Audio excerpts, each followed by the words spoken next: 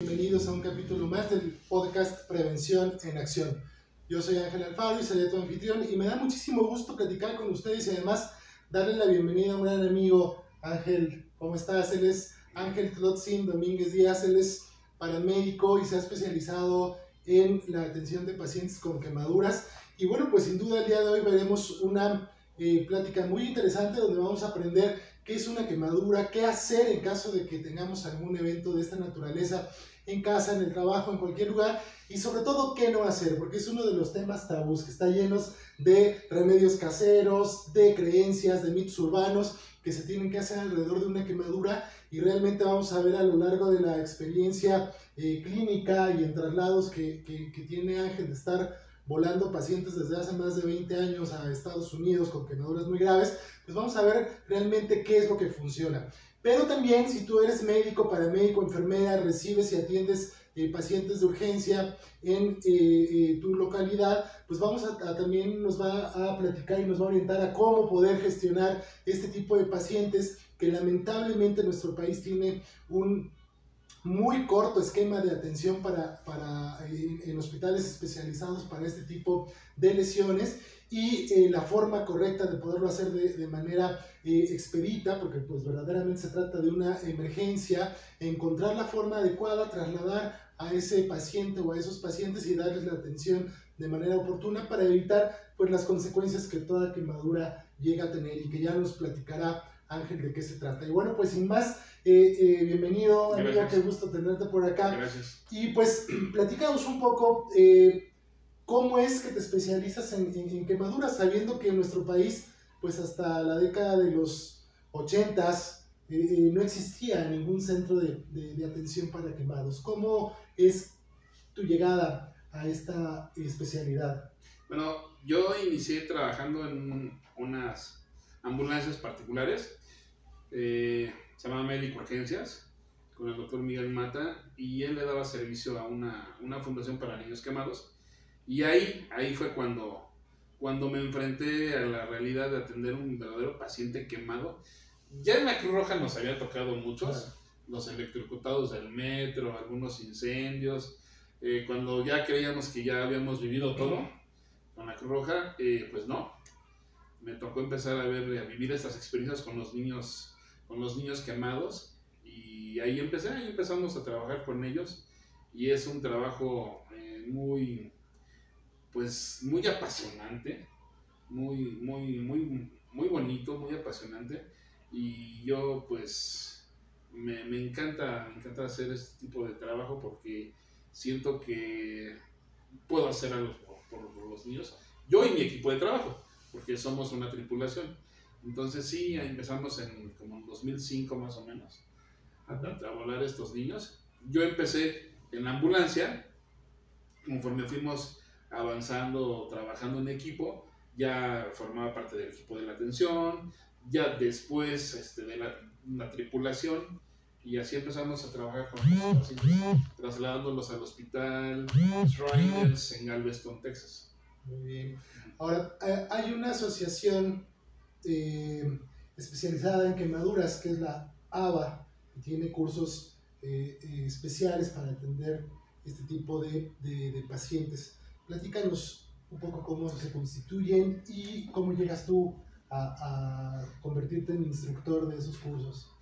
Pues es la Asociación Americana de Quemaduras, la ABA, la American Burn Association, y es el curso específicamente de manejo de paciente quemado, y es un curso muy padre, muy bonito, porque vamos desde lo más básico y toca algunos temas avanzados. Muchos médicos me preguntaban que por qué no veíamos cosas más avanzadas, más de terapia intensiva, quirúrgicas, más quirúrgicas. Y yo le preguntaba al director del curso, que es, en paz descanse, Michael Buffalo, y nos decía, hasta que no aprendan a hacer las maniobras básicas, hasta que no entiendan que lo básico es vital e importante, no podemos avanzar. Entonces este curso se basa desde la evaluación primaria, de la evaluación inicial del paciente quemado, y de ahí es un parteaguas, porque si la evaluación inicial no se hace de manera correcta, viene una cadena de errores.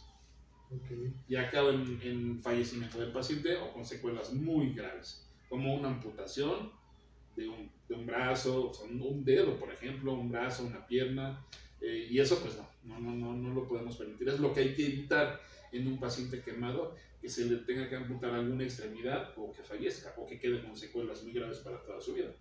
Porque yo escuché este comentario en Galveston y me pareció sorprendente de que hay dos traumas muy fuertes para el ser humano. Uno es vivir una guerra y la otra haber sido un paciente quemado. Entonces sí, definitivamente les doy la razón, porque después de todos estos años sí me doy cuenta que sí, es muy grave un paciente quemado con secuelas.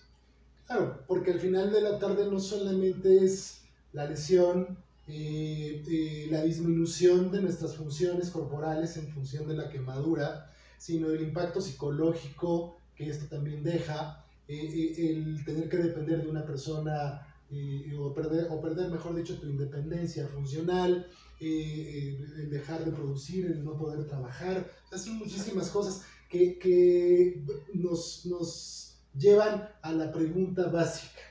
¿Qué es una quemadura? La quemadura es en sí, palabras médicas, un trauma térmico. O sea, una agresión física, química a la piel, a nuestra piel, al órgano más grande del cuerpo, que es nuestra piel, y pues se divide en grados en cuanto a su profundidad y a su extensión.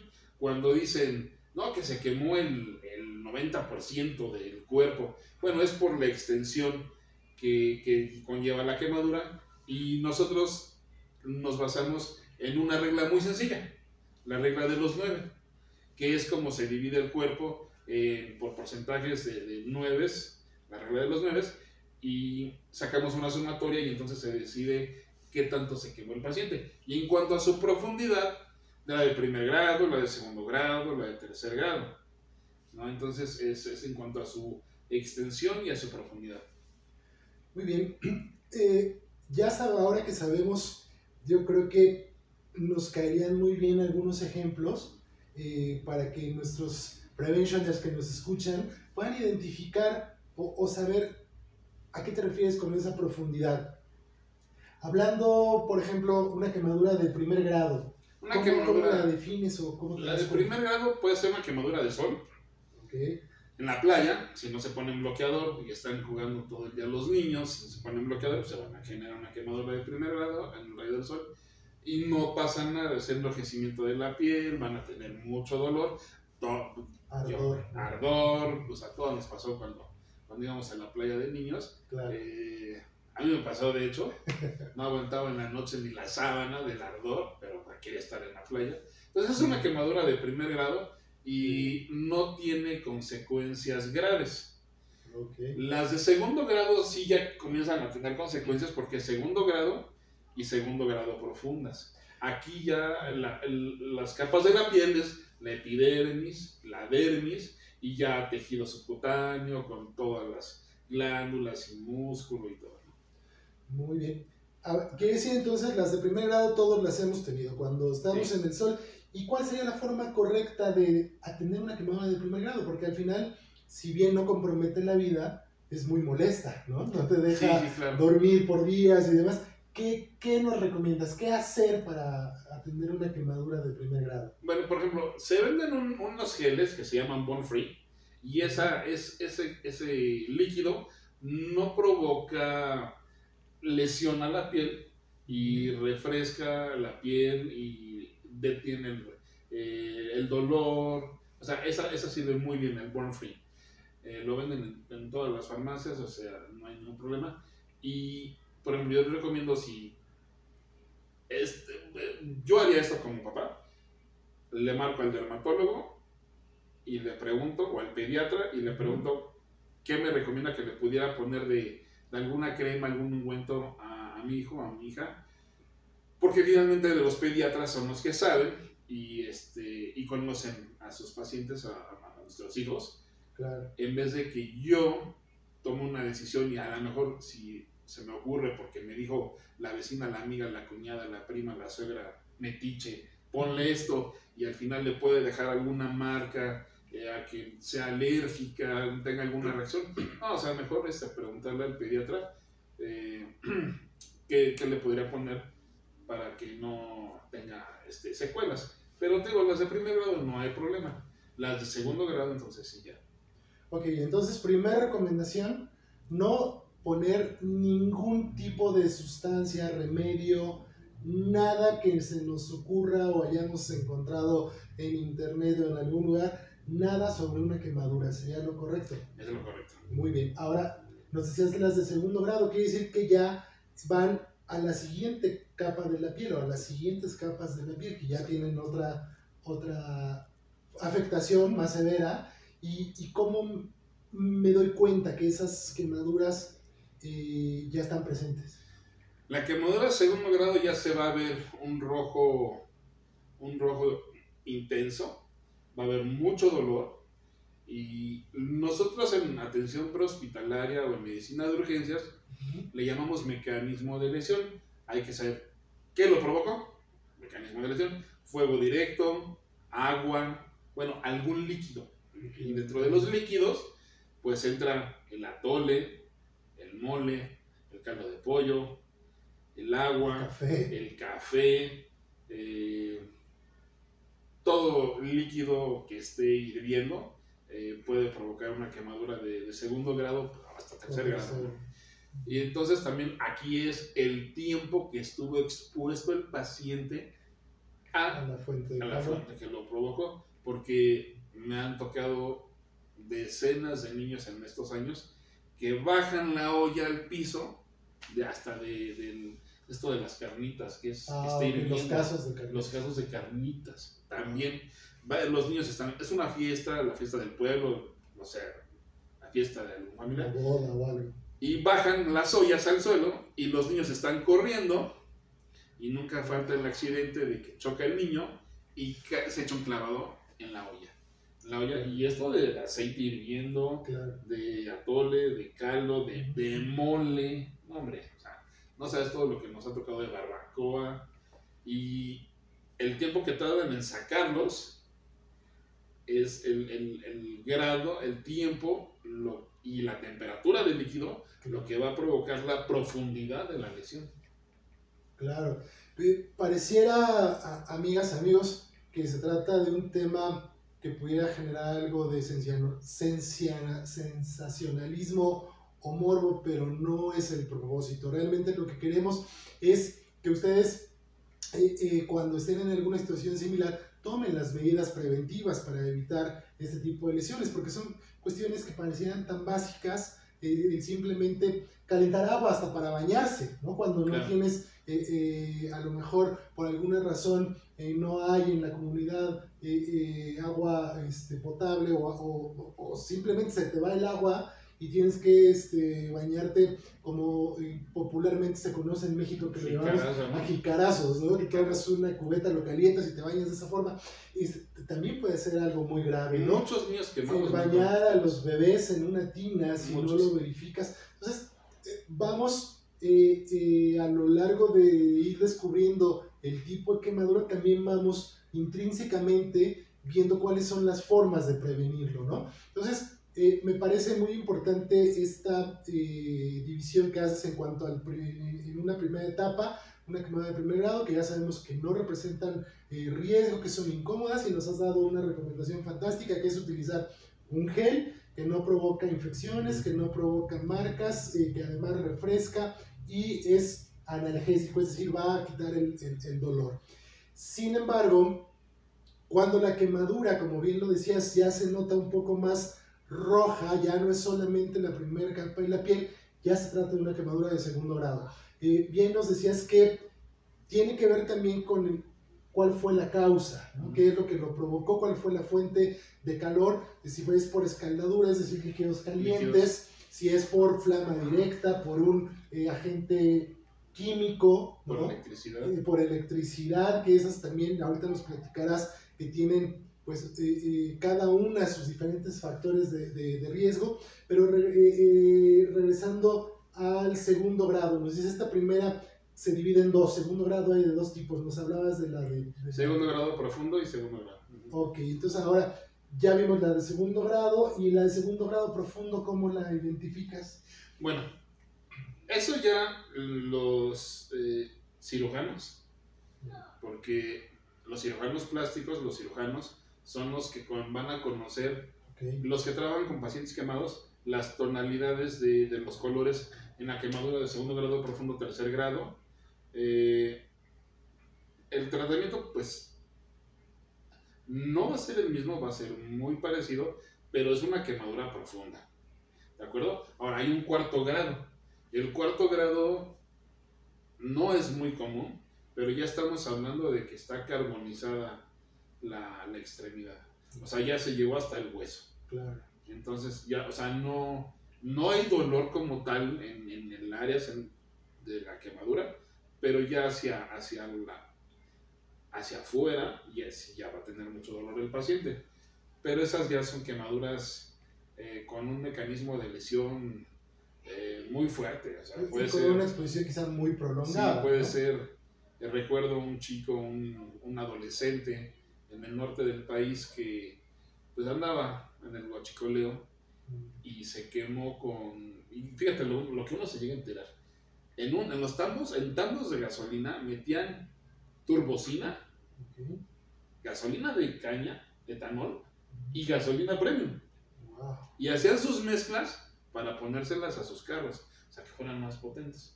Entonces, en una situación sintieron una bomba, que el ejército les había caído, los iba a perseguir y explota la camioneta en la sierra y se queman, se mueren todos menos un chico. Entonces a él lo fuimos a trasladar, pero sus quemaduras eran tan profundas que no resistió más de 2 días. Y se acabó en el hospital todos los recursos en cuanto a medicamentos de sedación y analgesia. Se los echó, toda la terapia intensiva se la metió él. Y falleció porque fue una quemadura muy, muy profunda. Tenía hasta de cuarto grado algunas quemaduras. Ok, bien. Entonces, recapitulando, tenemos segundo grado y segundo grado profundo. Y tercer grado. Y tercer grado, ok. Las de tercer grado, y bueno, nos has mencionado también cuarto grado, entonces tenemos 4 tipos Sí. de quemaduras. Las de tercer grado, ¿qué diferencia tienen con relación a las de segundo grado profundo? Bueno, para la población en general es lo mismo. No, sí, la apreciación no nos va a dar. No se va a dar. Para un tratamiento es diferente, porque en el hospital, en un centro especializado en quemaduras, se les va a dar tratamiento con distintos tipos de medicamentos, de apósitos, injertos de piel, sus lavados quirúrgicos. O sea, es un tratamiento muy largo. Claro. Y para ese tipo de quemaduras. Muy bien, ahora ya nos has dado esta clasificación, entonces sabemos que las quemaduras las vamos a identificar, como decías, por su profundidad, que ya quedó claro, los de primer grado, segundo profundo, tercero y cuarto grado.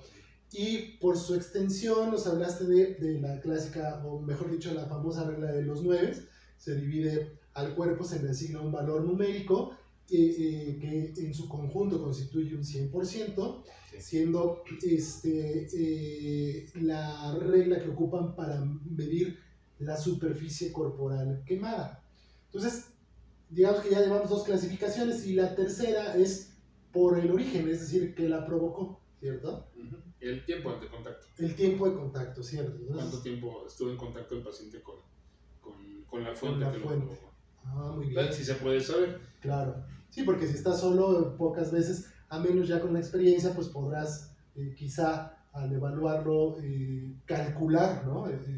Eso, pero ¿cómo o de qué manera, ya una vez que conocemos qué es una quemadura, cómo se clasifica, cómo en tu experiencia se distribuyen? Porque ya nos has comentado en estos breves minutos al menos un par de casos en diferentes partes del país. Sabemos que nuestro país tiene una extensión muy amplia, tenemos 11.000 kilómetros de litoral, tenemos todos los tipos de clima, ¿no? De condiciones geográficas. ¿De qué manera impacta este tipo de lesión de manera geográfica? Mira, más bien es por grupos de edad. Ok. Los niños, bebés y niños, van a ser por líquidos. De eso puede ser digamos 80-90% por líquidos. Porque se les resbala en la cubeta del agua hirviendo cuando los van a bañar, porque se meten en la olla del agua hirviendo, se jalan los líquidos en la cocina, por líquidos. Ya los adolescentes y un adulto joven va a ser por electricidad. Por electricidad y fuego directo. Correcto. Es raro que un adolescente o un adulto tenga quemaduras graves por líquidos, no es muy común, es más común fuego directo y por electricidad. Entonces digamos que niños y bebés por líquidos, adolescentes y adultos jóvenes por electricidad y ya en general fuego directo. Muy bien. Ahora quisiera, como bien lo sabes, pues el origen de este podcast justamente es la prevención y me parece que con esta clasificación que nos das surgen de ahí pues las medidas o las recomendaciones que nuestros espectadores esperan. En ese primer grupo de etario, es decir, de bebés o de recién nacidos a bebés, ¿qué medidas preventivas nos sugieres para evitar que por algún accidente pongamos en riesgo o pues quememos a nuestros bebés? Híjole, mira,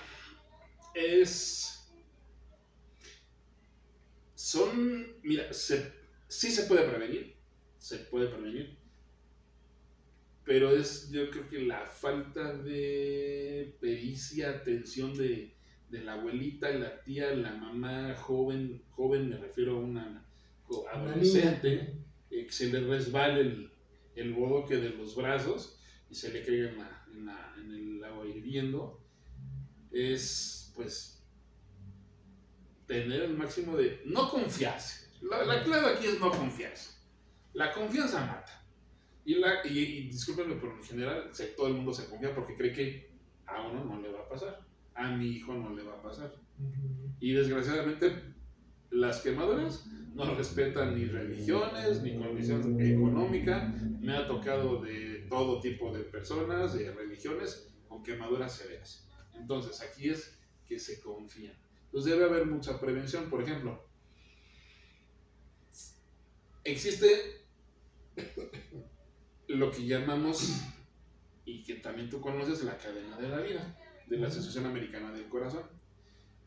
En el adulto, bueno, es llamarla a pedir ayuda, pedir el desfibrilador, la atención. En pediatría, en los niños, el primer eslabón de la cadena de la vida es prevención. Cuando yo tomé este curso, era 1 hora de escuchar prevención, pero eran puros pediatras. O sea, le hablabas de prevención a los que hacían la prevención. Entonces era un poco aburrido porque claro, pues ya todos sabíamos todo lo de prevención, pero la prevención es, tú tienes que ir un paso adelante como mamá o papá, o abuelita, abuelito, porque son los que cuidan a los nietos. Y si tú me preguntas de qué manera le dirías a un niño que no entre a la cocina, es aquí tú no puedes entrar. Yo, Klotzin, o sea, yo como paramédico y papá, porque también soy papá, así en ese término te lo puedo decir. Después de todo lo que he vivido y he visto de niños quemados, esas son las palabras. No puedes entrar a la cocina.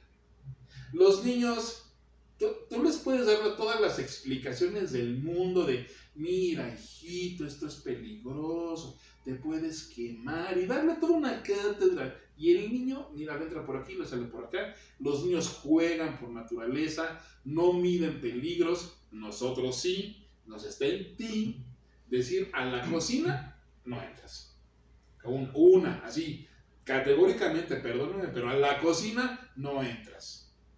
porque no sé en qué momento yo me puedo descuidar y el niño, mira, te ganan los niños y se van a quemar.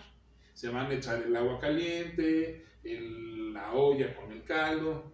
Claro. Para evitarnos eso, no, el niño no puede entrar a la cocina. ¿Cuándo? Cuando tú consideres que ya puede darse cuenta que es un peligro que entre. No puede entrar a la cocina. Y como lo platicábamos en muchos cursos, las botellas de refresco, de botellas de qué otra cosa, de Suavitel, de muchas cosas, que las llenan con químicos. Entonces los niños, en su mente, así definitivamente, ven figuras de osos, de elefantes, de ratones, de perro, con los colores y las botellas. Ellos así lo relacionan, ¿eh? Y juegan, las van a agarrar y van a jugar.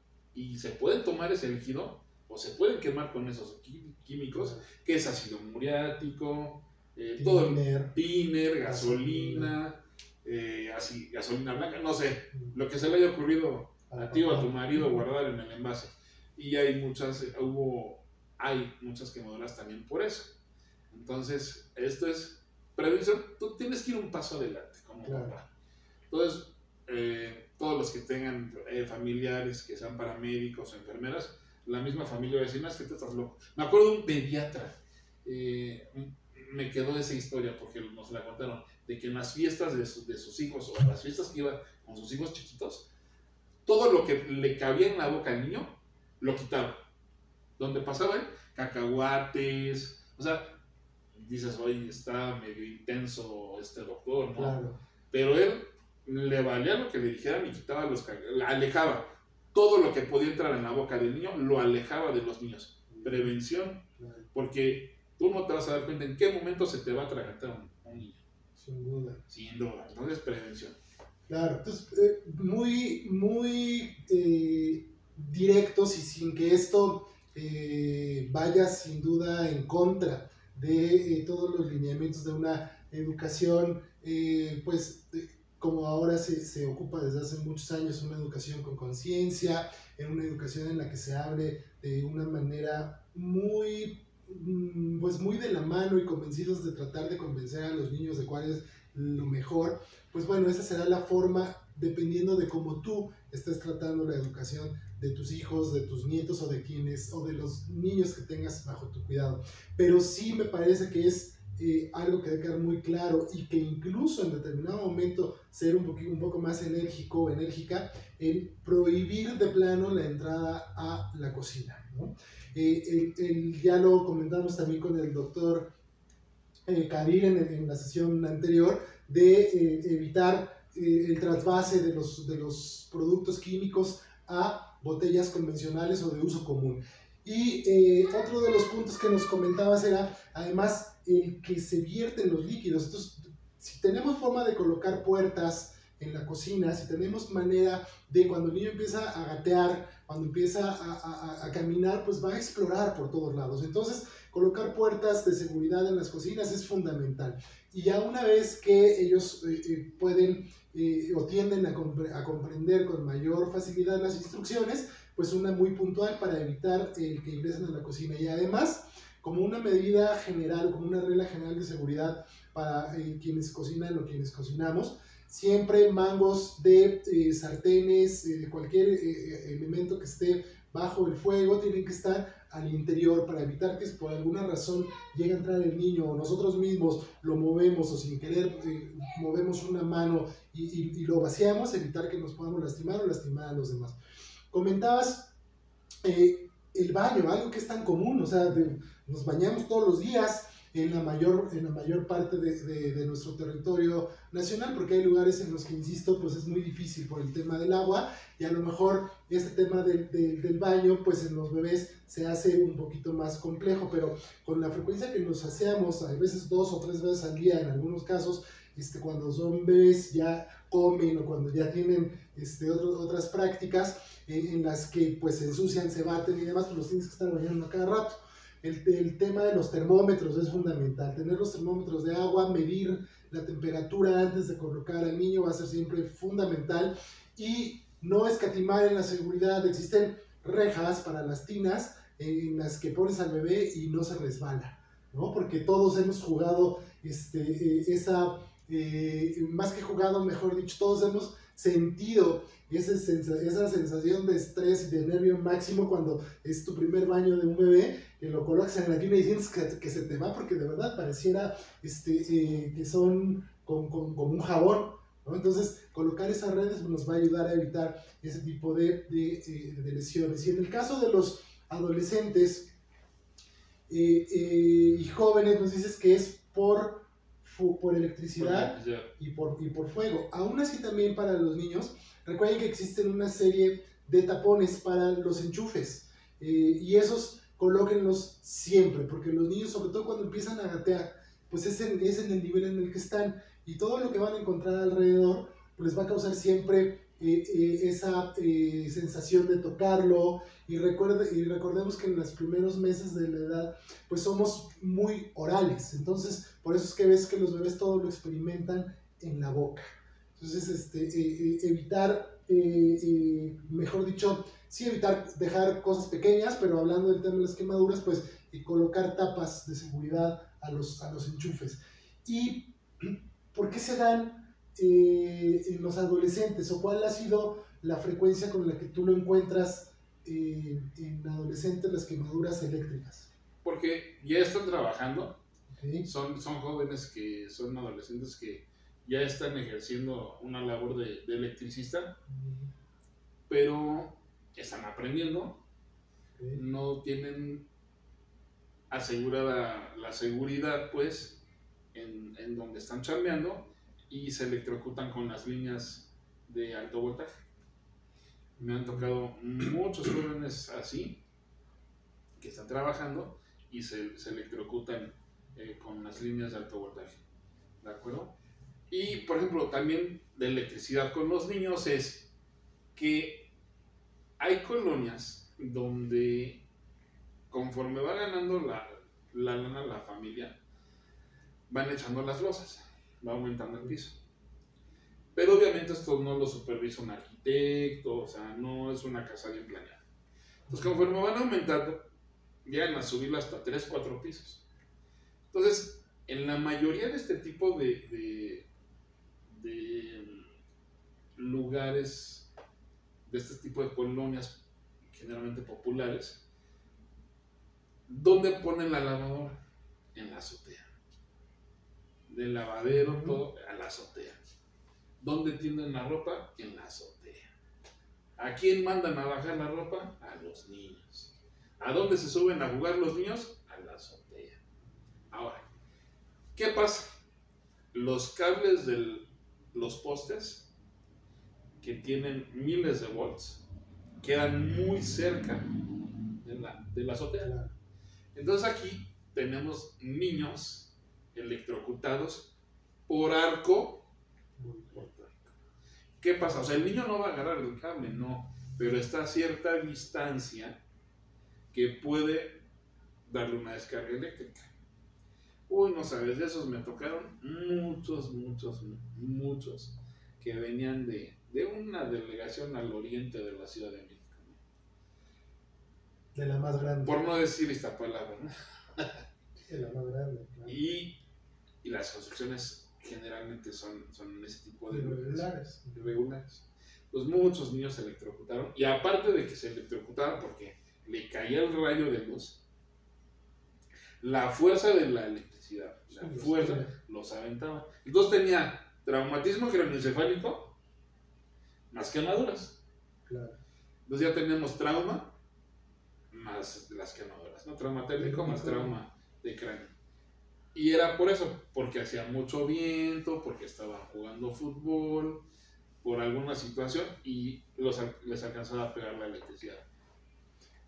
Es un dato muy importante, porque al final lo que nos comentas es que en muchos lugares, conforme va creciendo el ingreso, va creciendo la vivienda, y la mayoría de las veces se hace de manera no supervisada, y al final esto representa que pueda estar muy cerca de los cables de luz, y eso es lo que ocasiona un arco. Y además luego las azoteas son el lugar donde menos orden y limpieza se tiene. Exacto. Y si a esto le sumas que hay agua encharcada o que hay, como le llaman de pronto, lugares de pues chatarrización, ¿no? Porque dice, ya, y este tubo no me sirve, pero échalo a la azotea, quizás lo preparé en algún momento, ¿no? Ahí. Y entonces tenemos muchos factores que aumentan ese nivel de riesgo.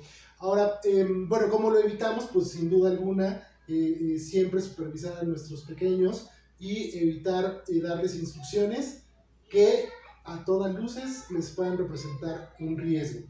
Y si por alguna razón de cerca de nuestra casa, nuestra fachada o ventanas, me ha tocado también ver que está la ventana y pasa el cable, lo tienes a 30, 40 centímetros, ¿no? Entonces, bloquear eso, poner seguros para evitar que puedas entrar en contacto, no necesariamente con el cable, sino lo que nos comentas es algo importante.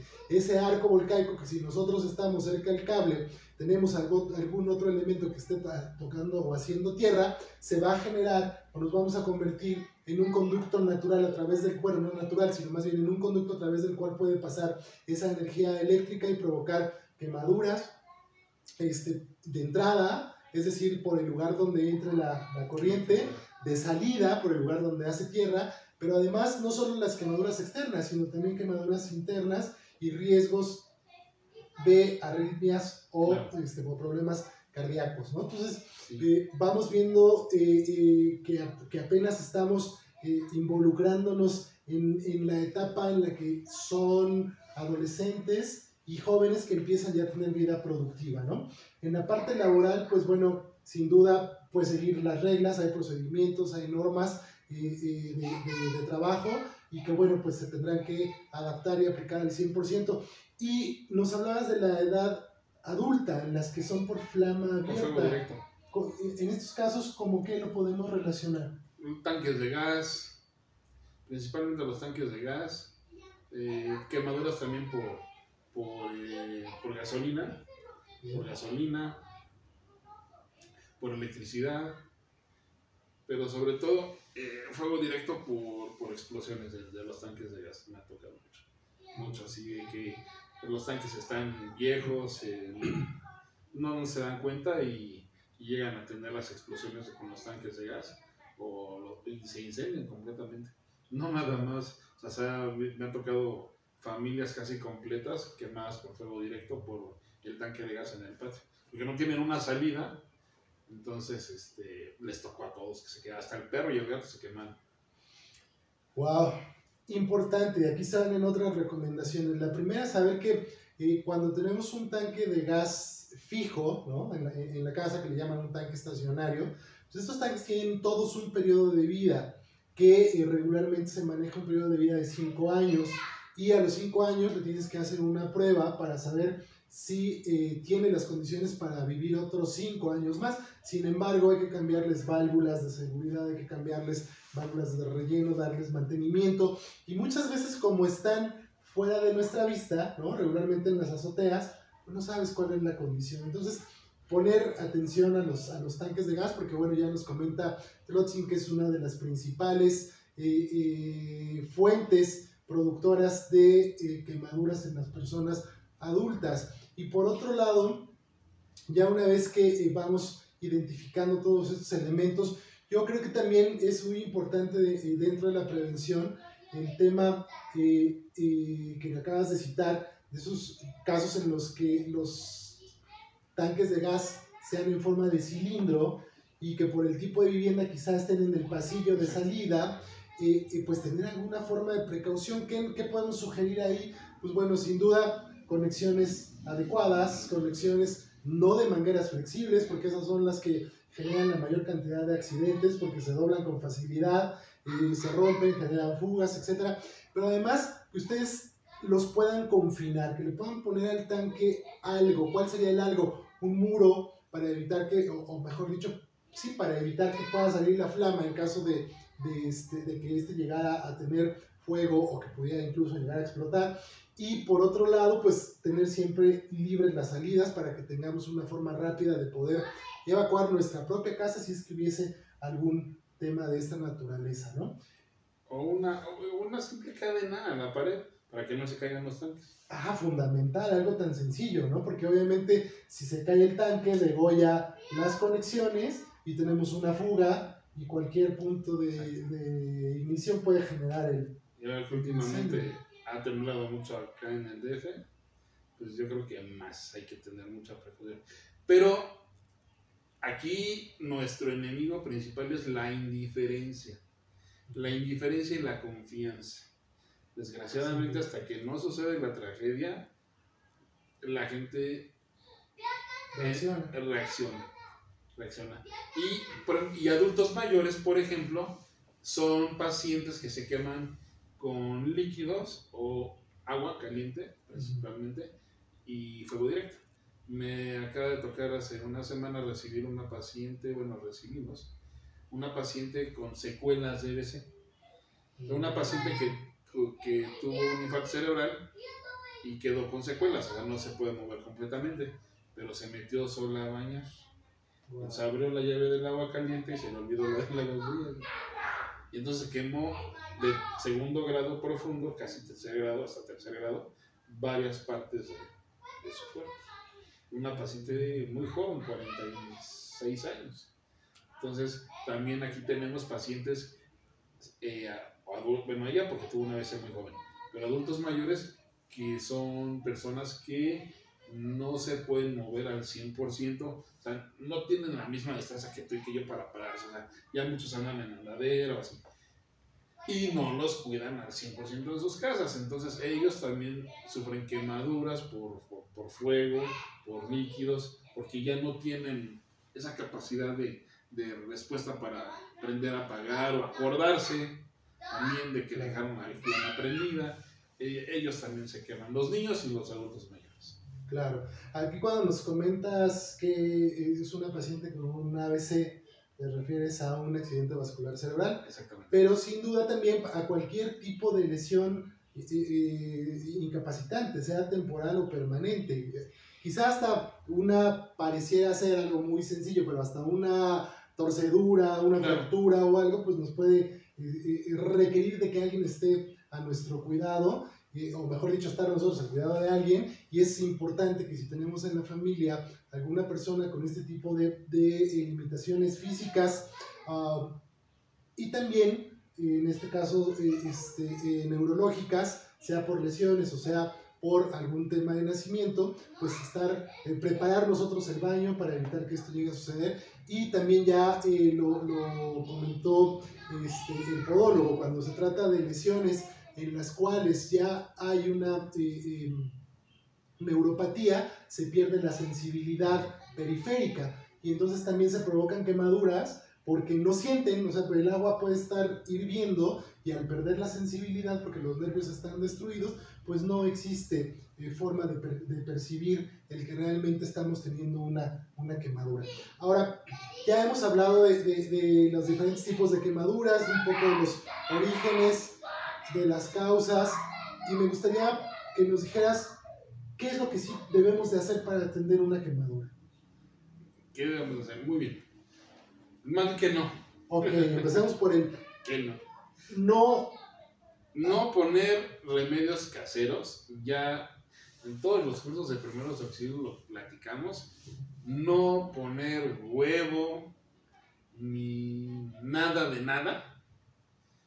El remedio casero, que jabón de tepescohuite, que la crema que...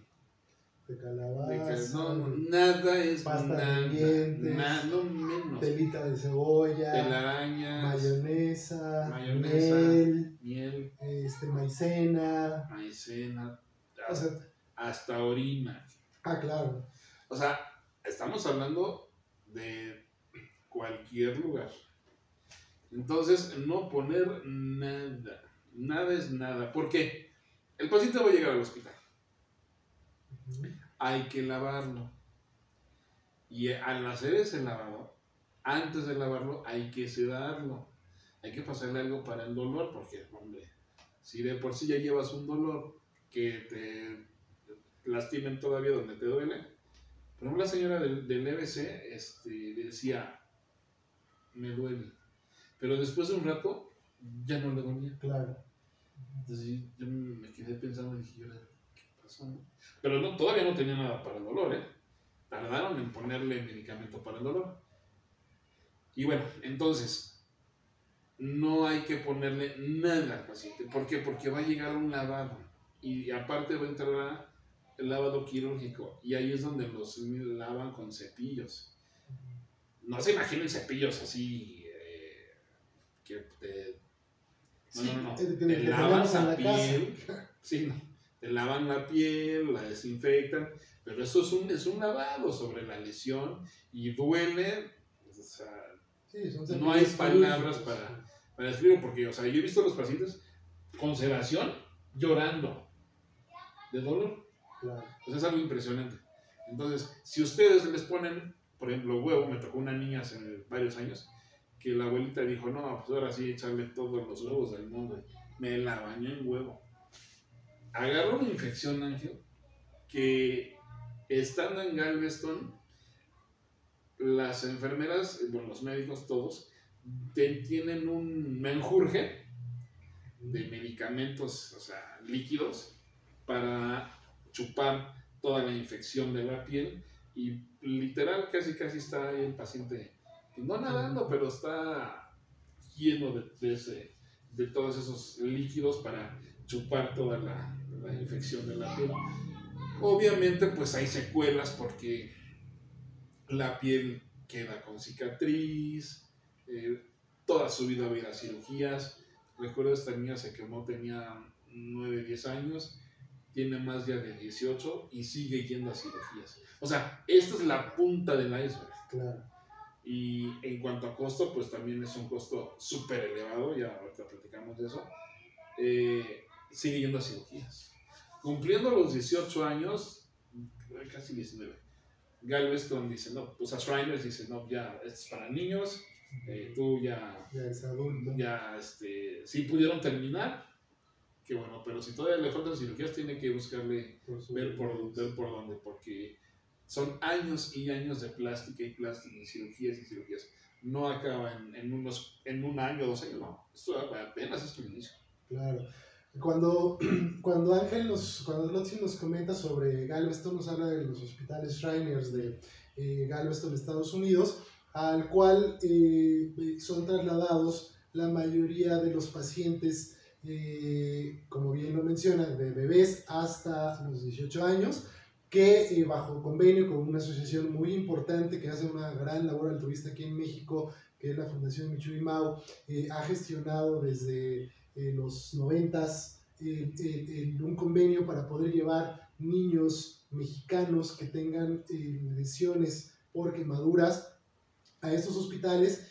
Y aquí va algo muy importante que hace la fundación y el hospital en conjunto, es que dan la atención sin costo alguno para el paciente y un familiar que pueda estar con él, y desde luego que se le atiende con la más alta tecnología y durante toda el proceso que deja una quemadura, que como bien lo comentas, en este caso en particular que citas de la niña que inició a los 9 años, ya ha llegado a la mayoría de edad y sigue en tratamiento.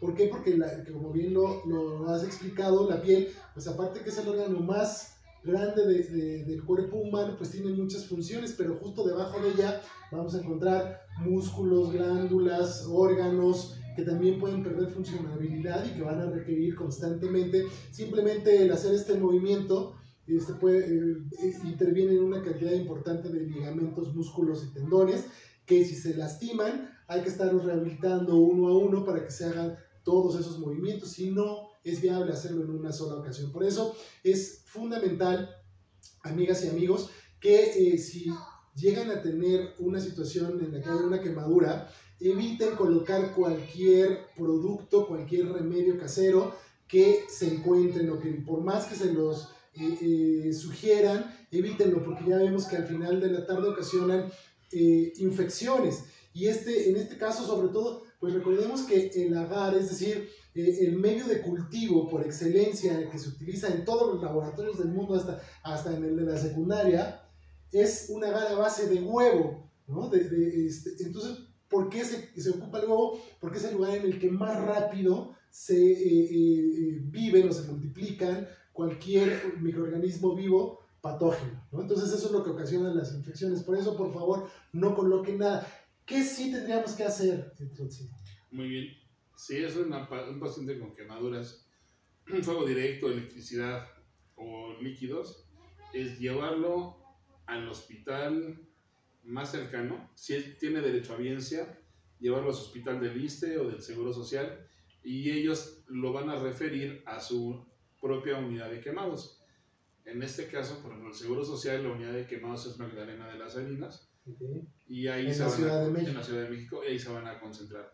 O sea, ya el paciente llega a Lomas Verdes, llegue a La Raza, llegue a Villacuapa, a Trauma 2, llegue a donde llegue, todos se van a referir a Magdalena de las Salinas porque es la unidad de quemados.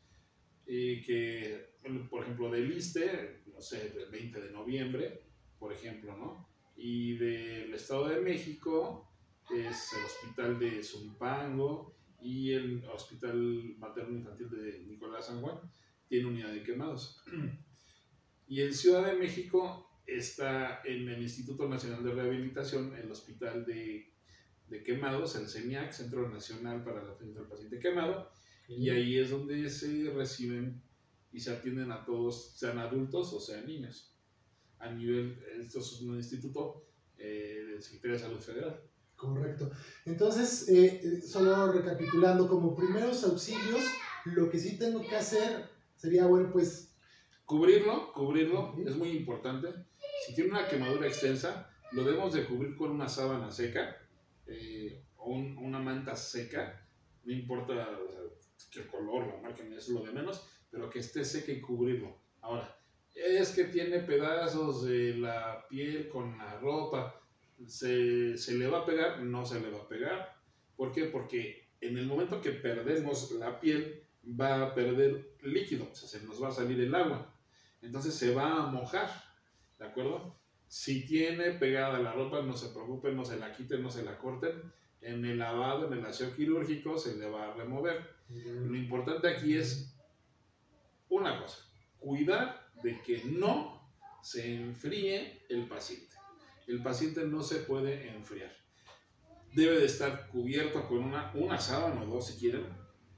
Cubrirlo de la hipotermia, cubrirlo del frío, porque va a perder la piel. Tú vas a estar sudando calientito, pero el paciente que pierde la piel va a perder temperatura y muy rápido. Se van a enfriar. Y el hecho de que un paciente se enfríe va a caer en un estado de shock. Si cae en estado de shock, el estado de shock lleva a muerte. Claro. ¿De acuerdo? Entonces aquí lo importante es prevenir la hipotermia, o sea, la pérdida de temperatura. Hay que cubrirlo y llevarlo hacia el hospital. Eso es lo más importante. Sin duda. Por eso todos los botiquines, deben de tener una sabanita térmica. Les cuesta 50 pesos. Es un cuadrito, lo ponen en sus botiquines en casa, en la oficina, donde quieran, y la abren, se extiende toda la sábana térmica y cubren al paciente. Eso es lo más importante. Claro, muy bien. Ahora, ya nos has comentado y nos has dado ejemplos muy importantes para la Ciudad de México, el Estado de México, pero la infraestructura hospitalaria en cuestión de esta especialidad para el trauma térmico es muy pobre. Sí. Y pues bueno, ¿qué pasa, por ejemplo, con los pacientes? Quisiera, así como tú lo dividiste en grupos etarios, quisiera también continuar en ese esquema. Si tratamos de atención pediátrica, es decir, de bebés a niños con quemaduras, ¿cuál sería la mejor forma de gestionarlo? Aquí ya hablamos de primeros auxilios, ya hablamos de cómo identificar las quemaduras, qué hacer, qué no hacer. Ahora bien, yo estoy en un centro hospitalario, en una clínica, en un hospital rural, en cualquier lugar, y recibo un paciente con quemaduras. No tengo la manera de poderlo atender por temas de infraestructura, especialidad médica y demás. ¿Cómo se gestiona? Ya nos decías, aquí en la Ciudad de México, bueno, pues llega al hospital al que seas derechohabiente, pero en la mayoría de los estados de la República no hay la especialidad. ¿Qué sugieres o cuál sería el mecanismo que nuestros amigos médicos, paramédicos, enfermeras que nos escuchan tendrían que emplear para poder canalizar adecuadamente a ese paciente? Muy bien. Aquí lo importante es de que todos los estados de la República vamos a manejarlo, que tenemos unos hospitales locales, los locales, los de segundo o tercer nivel, hospitales generales, y el de tercer nivel, que es el centro de quemados. Okay. Ha avanzado mucho la atención prehospitalaria, que ha sido mucho a nivel nacional. Guanajuato tiene helicóptero, Guadalajara tiene helicóptero, Zacatecas tiene helicóptero, Querétaro tiene helicóptero, Puebla también, ¿no? Puebla tiene helicópteros y tienen personal perfectamente bien calificado, altamente bien calificado como paramédicos, y ellos realizan, y médicos que realizan los traslados en los helicópteros de los estados, son helicópteros de los gobiernos de los estados, y Yucatán tiene helicópteros, está nuevo, y ya hay en qué mover a los pacientes. Oaxaca tiene, la mayoría tiene. Bueno, el médico que tiene al paciente en ese momento, el médico tiene la responsabilidad de dar parte y avisar al mando, a sus jefes.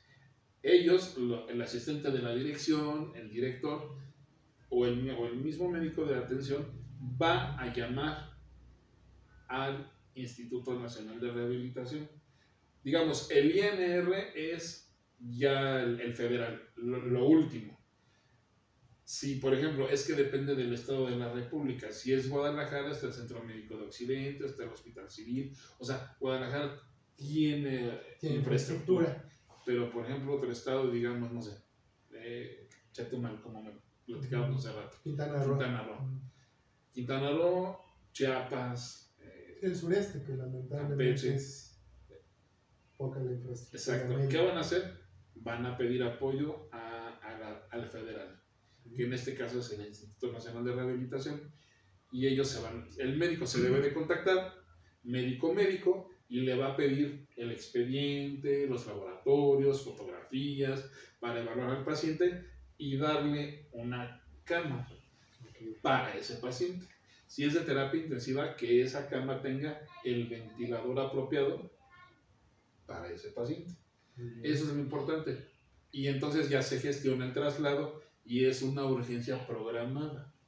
Es un traslado de terapia intensiva, que ahí es donde entramos nosotros, vamos por el paciente, o la misma, si tiene su tripulación ahí, preparan al paciente para el traslado, se lleva al INR, al CENIAC, pero ya lo están esperando.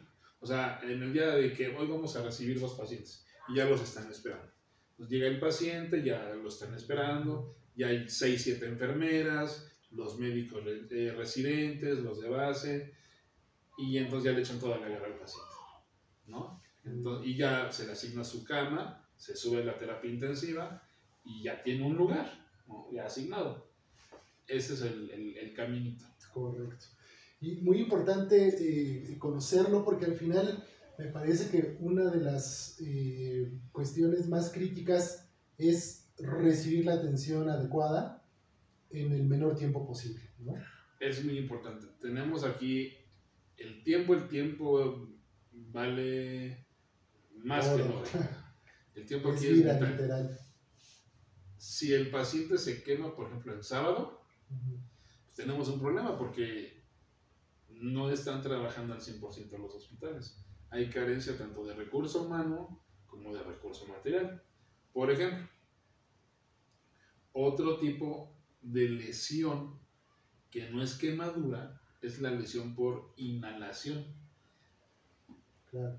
Estás en el incendio y estás respirando todo el humo de la combustión de la alfombra, las telas, la madera, las persianas, que es plástico, lo estás respirando. Claro. Entonces, te puede provocar una lesión por inhalación. Esa lesión por inhalación puede afectarte de 2 maneras. por arriba de las cuerdas vocales o por debajo de las cuerdas vocales. O sea, que te puede tapar los pulmones. Entonces, una lesión por inhalación que el humo pues, te puede provocar una neumonía química y te va a llevar a la muerte. Entonces, ¿cómo sé si tiene o no una lesión por inhalación? Muy sencilla, con un fibroscopio. Ahora, ¿dónde está el fibroscopio? En un hospital de tercer nivel o centro especializado en quemados. ¿Quién usa el fibroscopio? El intensivista, el neumólogo. Ellos son los que utilizan el fibroscopio, los que tienen experiencia. Claro. ¿Dónde están estos doctores? En hospitales de tercer nivel o un centro especializado en quemaduras.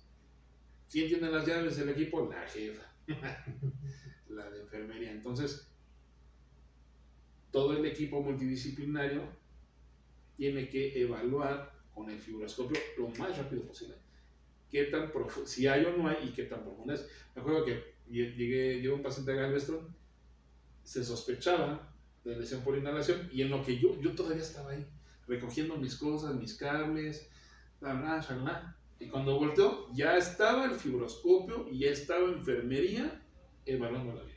O sea, te hablo menos de 10 minutos. Claro. Entonces dices, wow, ¿dónde estoy, man? Entonces, ahí ellos estaban confirmando, no hay lesión, sí hay lesión, pero porque estaban utilizando el equipo apropiado, personal apropiado, en el hospital apropiado, ¿no? Entonces, sí es muy importante que el traslado sea el contacto sea lo más pronto posible. Porque muchas veces ya llegan los pacientes por ejemplo, al INR muy mal. O sea, sí se recibe todo lo que se pueda recibir, se recibe. Pero ya llegan en condiciones que no son buenas. Entonces muchas veces pasan 1, 2, 3 semanas y los pacientes fallecen. ¿Por qué? No fue culpa del INR ni la atención, no. Fue porque desde el principio todo se hizo mal.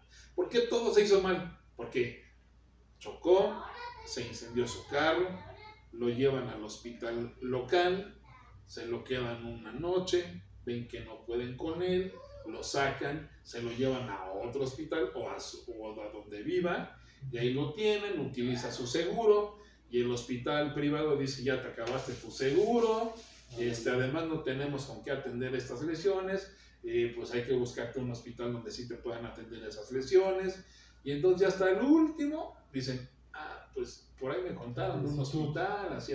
Entonces cuando llega acá al INR, por ejemplo, o al Rubén Leñero, también, que es unidad de quemados, pero llegan muy mal. Claro. Por todo el tiempo, una cadena de errores impresionante que se puede evitar. Sin duda. Se puede evitar. Sin duda, y sobre todo que ya a ustedes que amablemente nos escuchan, que ya tienen más información al respecto, pues sepan que si por alguna razón tienen o presencian algún accidente de esta naturaleza en el que haya personas con quemaduras y notan que se trata de alguna situación crítica, pues de manera inmediata pidan que sea trasladado a un hospital de alta especialidad a nivel estatal, si los escuchan fuera de la Ciudad de México, y ya en estos hospitales pues hay un protocolo para llegar al Instituto Nacional de Rehabilitación, que es donde se encuentra el Centro Nacional para Atención de Pacientes con Quemaduras o Pacientes Quemados. Entonces, pues es fundamental conocer esto, y en el caso de ahí van a atender a niños y adultos. Ahora, haciendo la tarea de hace muchos años, en el caso de la Fundación Michuy Mau, que ya la mencionamos y que, insisto, hacen una labor muy importante, yo por aquí les voy a dejar abajo en los comentarios el teléfono de esta fundación que se reconoce como Quematel, para que en caso de que tengan alguna emergencia o requieran algún apoyo, pues puedan llamar también ahí con ellos, y ellos les dirán si son candidatos para poderlos atender. Yo recuerdo, amigo, que tú eras, o mejor dicho, tú fuiste durante muchos años uno de los evaluadores clínicos para los niños y determinar si con base en el estado de sus quemaduras y en su estado general podían ser candidatos a ser trasladados a Galveston, a Shriners. ¿Cuáles son esos, digo, si por alguna razón alguien de nuestra audiencia tiene algún accidente, pues pueden llamar ahí a la fundación? ¿Y cuáles son esos criterios clínicos que utilizan para determinar si son candidatos estos pequeños para ser atendidos en Galveston? Es lesión por inhalación, confirmada, quemaduras en manos, pies, genitales, cara, y que tenga 30% de área superficial corporal quemada de segundo grado profundo, tercer grado. Esos son los principales criterios para que usar Galveston para recibir al paciente. Muy bien. Ahora, esto para quienes no tienen formación médica, no escuchan, van a decir, bueno, y a nosotros, y a mí, ¿para qué me sirve? Bueno, pues es importante. ¿Por qué? Porque esperemos que no, pero la estadística nos dice que, bueno, lamentablemente mientras estamos en este podcast, pues ya sucedió otro caso, ¿no? Hasta el año 2020 que funcionaba el CONAPRA, la Comisión Nacional para la Prevención de Accidentes, tenía como causa número 6 de muerte las quemaduras y el 49% en menores de 9 años. Entonces, ¿qué quiere decir? Que, bueno, pues lamentablemente la población infantil es la que está más expuesta a este tipo de quemaduras y sobre todo por escaldaduras, como ya lo citaste. Entonces, ¿por qué es importante reconocer esto? Bueno, si nosotros tenemos o nos enteramos de algún familiar o de algún conocido que tiene una situación de esta naturaleza, sepan que existen los medios para que puedan ser atendidos a través de la Secretaría de Salud, que los canalizaría al Instituto Nacional de Rehabilitación, que es donde está el centro de atención para niños quemados, para pacientes con quemados que atienden niños y adultos, sin costo, y que, bueno, pues existe ese acceso, porque a veces no nos, perdón que lo diga de esa manera tan fuerte, pero a veces no nos, puede ser que la lesión no nos ponga en riesgo, pero sí la desinformación. Por eso es el principio de este podcast, de dar la información adecuada. Y en el caso de los menores, que, bueno, pues sin duda es pues una de las cuestiones más críticas, a mí me llamó muchísimo la atención y como me tocó el tema, más o menos ahí por el 89, 90, ahí en el hospital de la Cruz Roja en Polanco, recibimos una familia con quemaduras por explosión de cohetes en un polvorín. Y de verdad que me conmovió tanto porque pues toda la familia con quemaduras, lamentablemente los padres fallecieron y quedaban 3 niñas y las 3, sus lesiones fueron tan graves que las 3 perdieron una mano, o sea, una a la izquierda, otra a la derecha y así, y pues tenían una superficie corporal o sea, me involucré tanto porque estuvieron como 2 años en el hospital, hasta que ya después caminaban y ya una de ellas perdió un ojo, otra perdió, o sea, las quemaduras son una situación terrible que nadie quisiéramos vivir y que lo más importante es prevenirlas. Ya nos ha dicho Flotsam cómo prevenirlo, y si lamentablemente nos enfrentamos a una situación, sepan cuáles son los conductos para atender adecuadamente en caso de una emergencia de primeros auxilios. No colocar nada, simplemente cubrir, evitar que se pierda la temperatura, cubrir para evitar que haya infecciones y trasladar de inmediato a un hospital. Lo mejor, sin duda, pues será a un hospital del Estado, ¿no? A un hospital estatal. ¿Por qué razón? Porque, bueno, sí existen, sin duda, mencionaste algunos hospitales privados que también tienen la manera. ¿Cuáles son los privados? Por ejemplo, los hospitales grandes. Por ejemplo, el Hospital Ángeles tiene capacidad para eso, el Hospital ABC, Médica Sur, o sea, los centros médicos. Claro, pero que además en esos hospitales pues solamente tienes acceso, sea bien por un seguro de gastos médicos mayores y además con una suma muy alta, porque ahorita vamos a hablar de esto, y por otro lado, pues bueno, si no tienes un seguro de gastos médicos, pero tienes la forma de poder solventar los gastos, bueno, pues también que sepan que es algo que es sumamente costoso y que bueno, como ya lo decía Tlotzin, de pronto te vas a requerir 14, 20, 30, 50 cirugías a lo largo de un periodo quizá de 10 años y que no va a haber fondos o recursos o dinero que pues nos dé para poder solventarlo, ¿no? Entonces la mejor forma pues es el buscar que sea un instituto. Para el caso de los niños, pues bueno, ya mencionábamos que existen también centros que esta misma fundación que he citado ha habilitado en colaboración con hospitales en algunos estados de la República y también en la Ciudad de México, en Xochimilco. Ajá, en el Hospital Materno Infantil de Xochimilco. En el Hospital de Xochimilco y en el Estado de México también existe en Toluca, me parece. En el San Juan.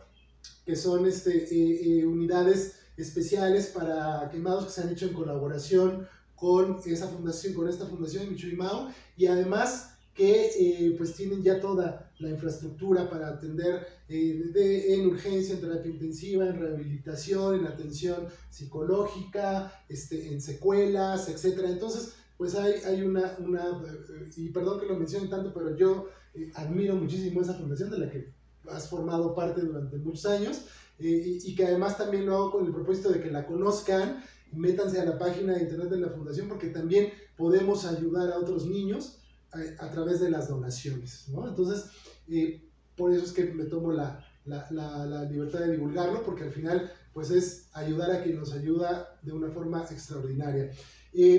Tlotzin, volviendo un poco a el tema de las lesiones en adultos. Si yo, por ejemplo, me quiero atender fuera de México, quizá en Galveston, es viable, si no es a través, ya soy mayor de 18 años, es decir, la fundación ya no me puede atender por los criterios del propio hospital, que son hospitales pediátricos, pero ¿cómo habría un acceso a una persona en edad adulta con quemaduras que se quiera atender en Estados Unidos? Bueno, ellos tienen muchos centros de quemados, Okay. Tienen muchos hospitales con unidades de quemados. Y bueno, enfrente del Shriners está el hospital de la UTMB de la Universidad de Texas y tienen unidad de quemados para adulto. Muy bien. Y ahí tienen que dejar de depósito $500,000. Ah, ok. O sea, una quincena. Una ganga. Y el costo puede elevarse hasta $2 millones. Sí, o sea, sí te reciben, sí te atienden, todo sí, muy bien, todo, pero ahí sí se tiene que pagar. Ahora, esto lo mencionamos con un solo propósito, y el propósito fundamental es trabajar en la prevención. Pongamos manos en eso que es tan importante, que está a nuestro alcance, que lo podemos hacer desde poner, por ejemplo, detectores de humo en nuestras casas, detectores de CO2 en las cocinas, de colocar un medidor al tanque de gas para poderlo estar monitoreando, un detector de gas en la cocina y en el tanque, y que además es una inversión que de verdad hoy en día es mínima. Los puedes comprar hasta en Walmart, y no hablo de que en el asta de manera despectiva, sino me refiero a que ya están al alcance de todos. Si vas a un Home Depot, perdón, vas a encontrar extintores para cocina, detectores de humo, alarmas, detectores, ya todo lo encuentras, en Steren lo encuentras, o sea, y miren, hoy en día son tan accesibles y tan económicos que con 300 pesos compras dos detectores de humo y un mini extintor de cocina.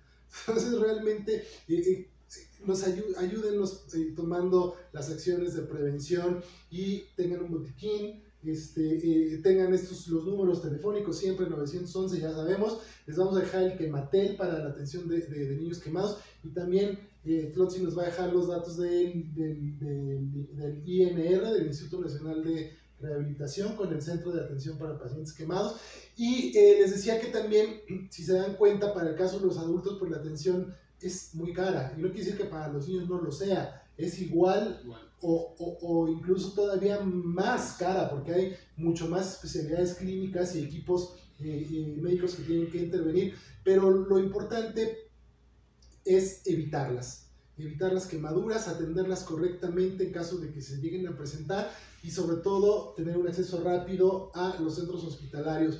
Y en el caso de los adultos, pues bueno, está este instituto, en el Instituto Nacional de Rehabilitación en la Ciudad de México, aunque existen algunos regionales en los estados, en Veracruz, en Nuevo León, de los hospitales regionales de todos los estados. De todos los estados. Pero ellos finalmente van a pedir la recepción acá. Perfecto.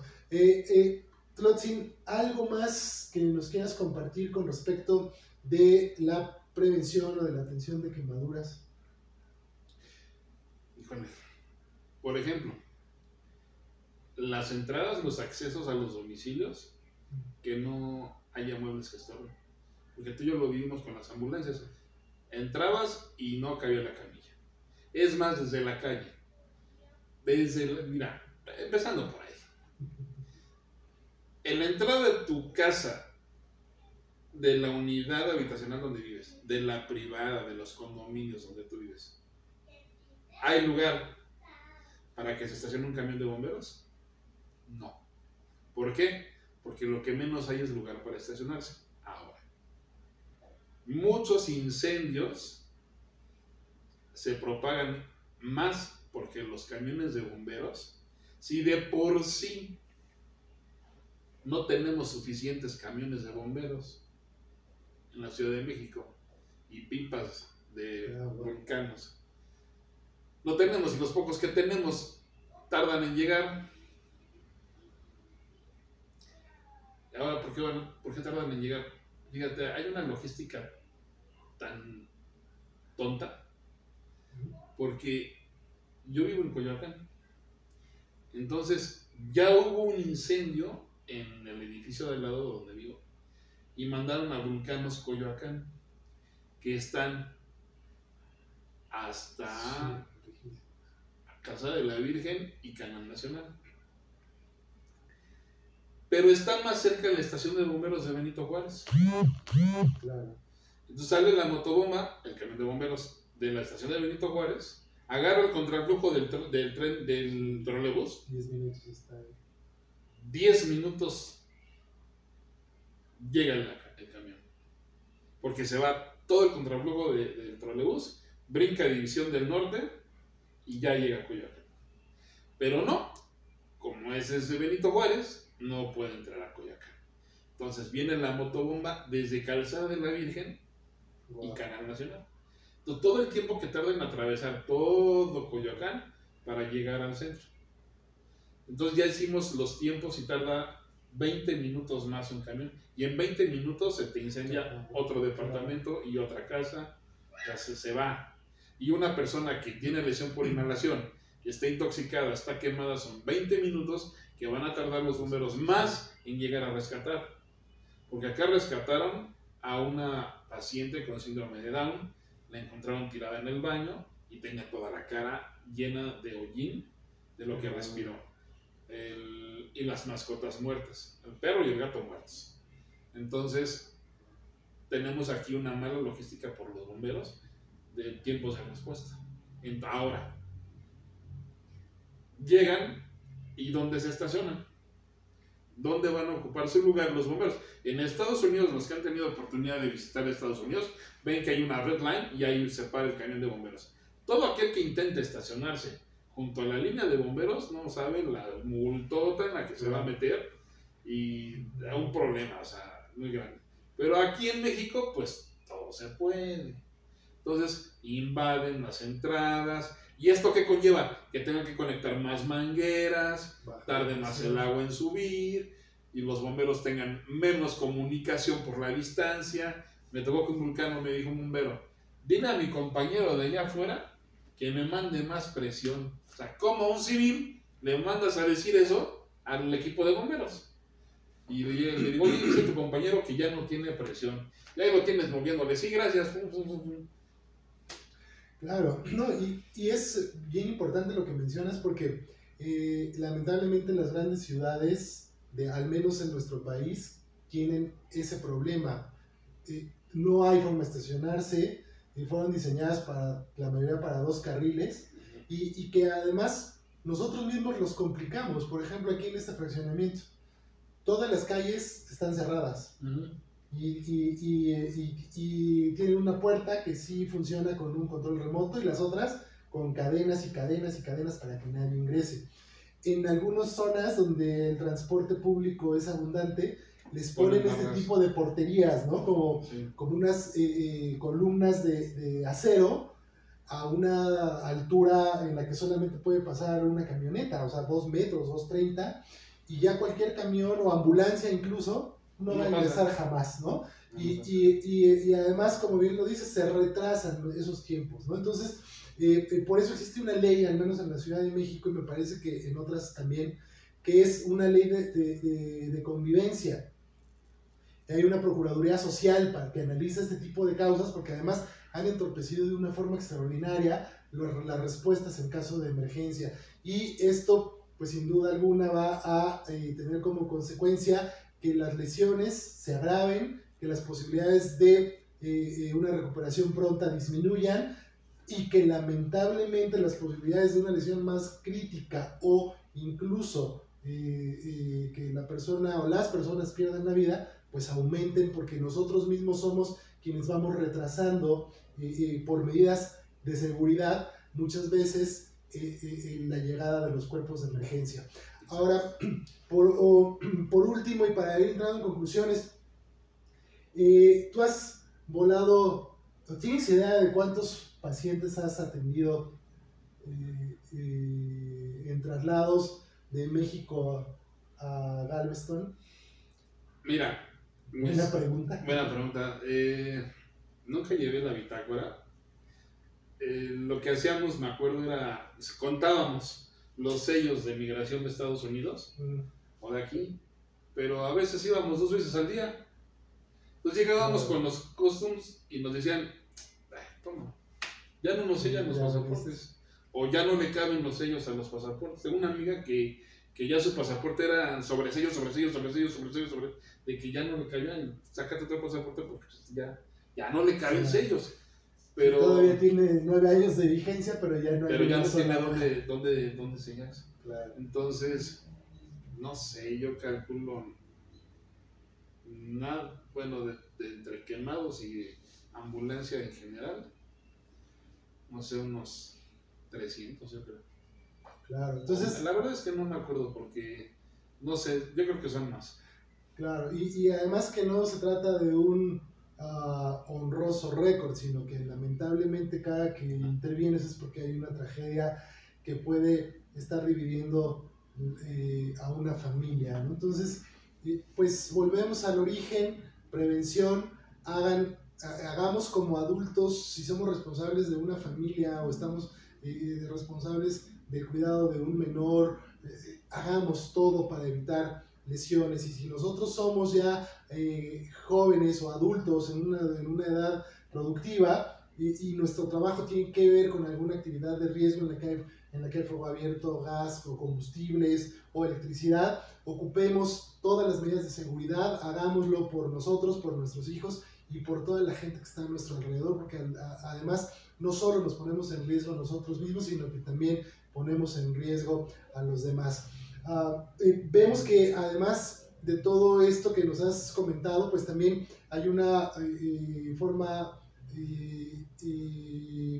que quisiera que nos comentaras ya para concluir, es esta de la ambulancia aérea, que al final pues es a lo que te dedicas ya con tantos años de experiencia y con tantos años de volar pacientes de terapia intensiva, que además pues es todavía una complicación mayúscula, ¿no? Porque eso no solamente es la atención de un traslado de terapia intensiva con todo lo que esto representa, sino también hacerlo en el aire, ¿no? Porque no tienes ninguna otra forma de apoyo.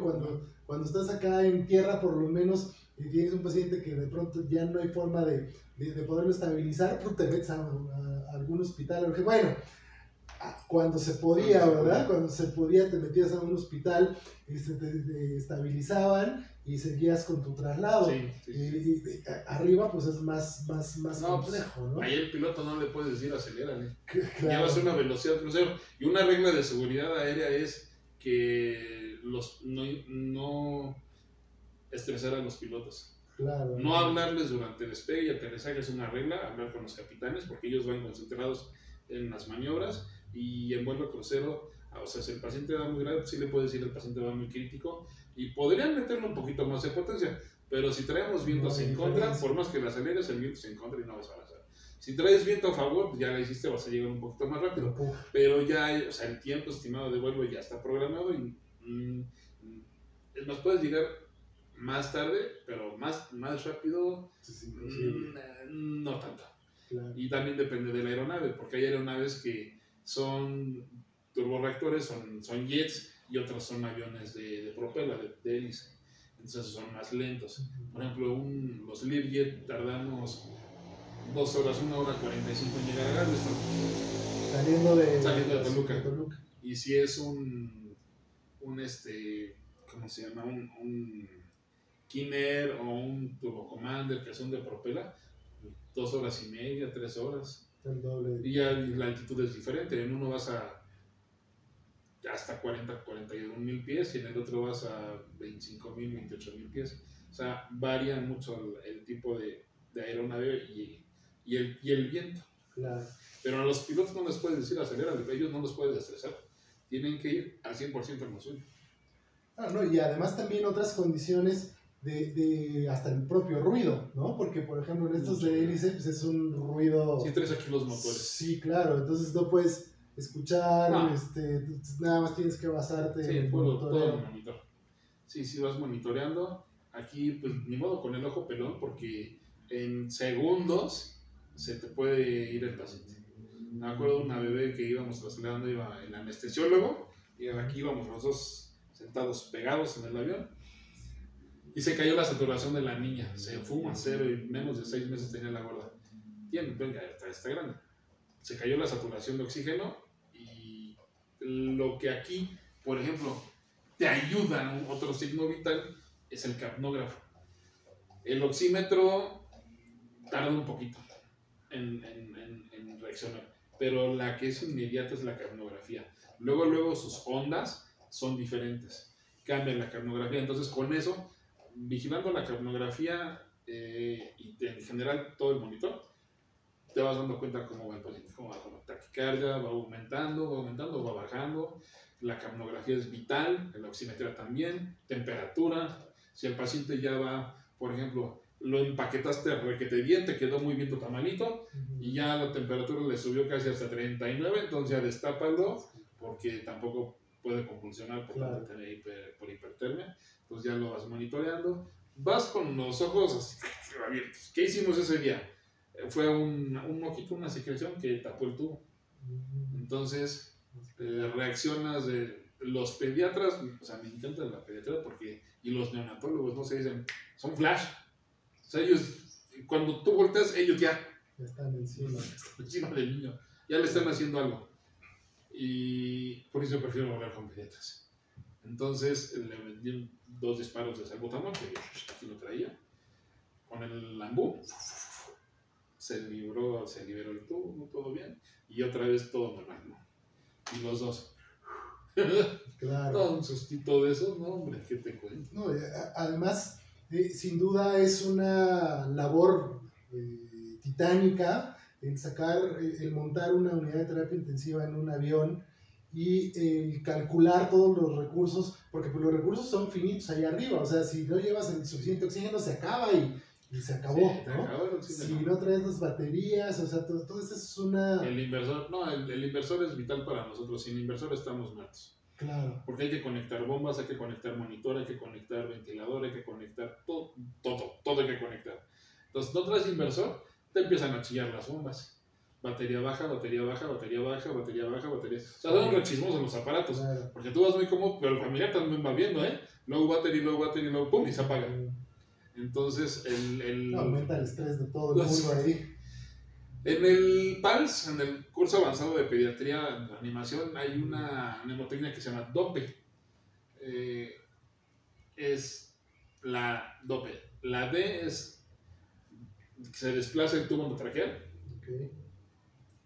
La es DOPE. Displacement. Equipo que falla. No necesito. Sí, neumotórax y DOPE, no es cierto.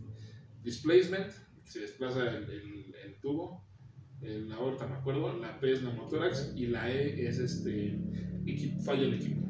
Entonces esa mnemotecnia es vital en tu protocolo de trabajo, que no te puede fallar nada, puede haber, es tan delicado mover el equipo, o sea, puedes llegar y bajar las bombas de infusión, pero por hacer este movimiento puedes meterle aire en la línea. Claro. Y si le entra aire en la línea a la bomba, y no, o sea, deja de eso, es una amina, dopamina, noradrenalina, o la sedación, fentanil, morfina, ketamina, qué sé yo, y empieza a fallar y pierdes ese canal, se te va a despertar. Claro. Y si es una amina, aguas porque se te va a chocar y te va a caer en paro. Entonces, todos los movimientos deben de ser súper gentiles, yo lo llamo así, el arte de la terapia intensiva en ambulancia o en el avión, es que todas tus mangueras, que son muchas, son por lo menos 3 del ventilador, todas las de las venoclisis, la de la aspiración, todo lo tengas bien separadito, clasificado, los cables del monitor, todo lo tengas bien dividido, separadito, en la extensión del tubo del ventilador, porque en un movimiento que alguien haga, que tú no te des cuenta, que lo hagan por ayudarte, sin saber que sí te bloquea, te extuban al paciente. O sea, de esas de que le empiezan a bajar, lo van jalando y nada más vas viendo cómo va saliendo el tubo. Claro. Espérate. ¿No? Hasta una turbulencia, ¿no? Y todo tiene que ir perfectamente bien amarrado. Las bombas tienen que ir bien cargadas, o sea, con buena batería. Tienes que llevar tu aspirador a la mano. Yo tuve un maestro excelente, que el doctor Pedro Zaragoza, aprendí muchísimo de él, un excelente maestro, y él me enseñó que todo, cómo debes de tenerlo acomodado en el avión. Si cierras los ojos y estiras la mano, aquí debe de estar el aspirador, aquí debe de estar el ambú. O sea, si el paciente va intubado, debes de tener tu ambú preparado.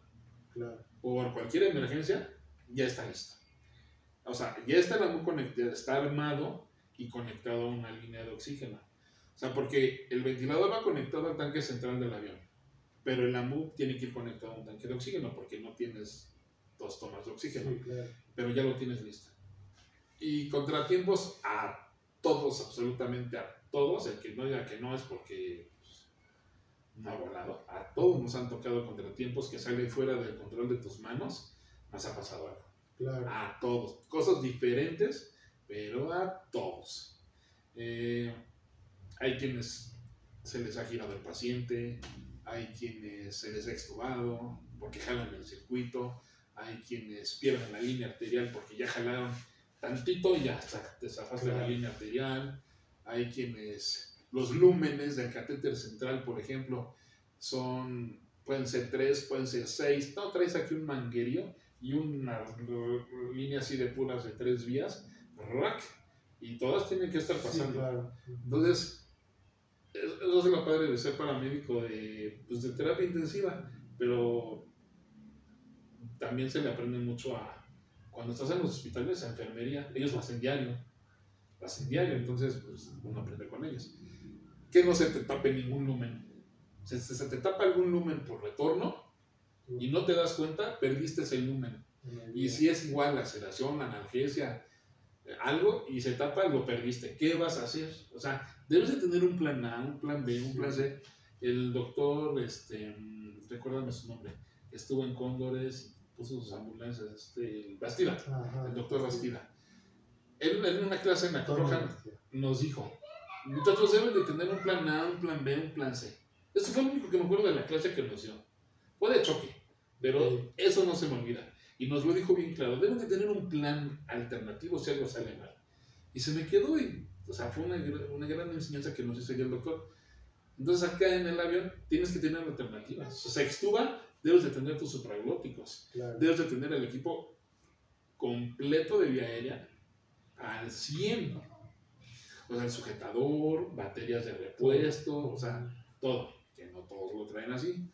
Y acá debes de pierdes las líneas, se le arranca el catéter, lo que tú quieras. ¿Cómo lo puedes solucionar? Con un taladro intraóseo. Le pones una intraósea y es una vía de rescate. Claro. Entonces todos deben de tener taladro intravenoso y así tienes que ser resolutivo. Sin duda. Sin duda, y mantener al paciente caliente. Los procedimientos más peligrosos son cuando lo bajas y lo subes del avión, porque todo puede pasar. Son muchas manos y necesitas más manos. Hay pacientes muy pesados. Muchos equipos. Y muchos equipos, o sea, ¿de dónde te sacan manos de pulpo, no? Para agarrar las bombas de infusión. Claro. O el ventilador. He visto cómo se les caen los ventiladores. Me tocó ver una vez así un ventilador último modelo, un Fórmula 1 como del carro camilla, voló al piso. ¡Pah! ¿Por qué? Porque alguien de buena voluntad llegó y jaló el carro camilla y nosotros ¡pah! Se cae el ventilador.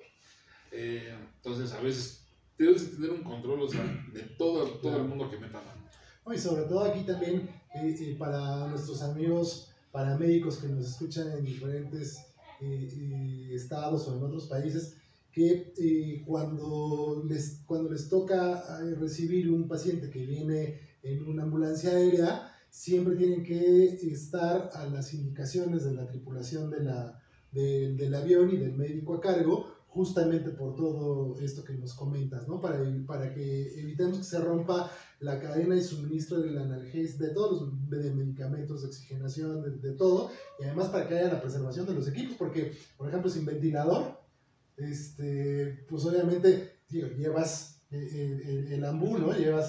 Pero aventarte todavía el traslado terrestre del aeropuerto al hospital puede ser el mismo recorrido quizá de 1 hora o de 1 hora y media o de 2 horas del aeropuerto al hospital, pues va a ser más complejo. No, y aparte otra situación, tú ya llevas un aeropuerto destinado, pero si por alguna situación te tienes que ir al aeropuerto alterno, por ejemplo, de Galveston es el de Houston, llegamos a Houston y todavía de ahí es 1 hora a Galveston. Claro. Y entonces en tiempos, o sea, todos tus medicamentos, tus soluciones, Sí, todo, o ya se te acabaron o ya se te van a acabar, y de dónde, o sea, te tienes que ir un paso adelante, llevar todo para más horas de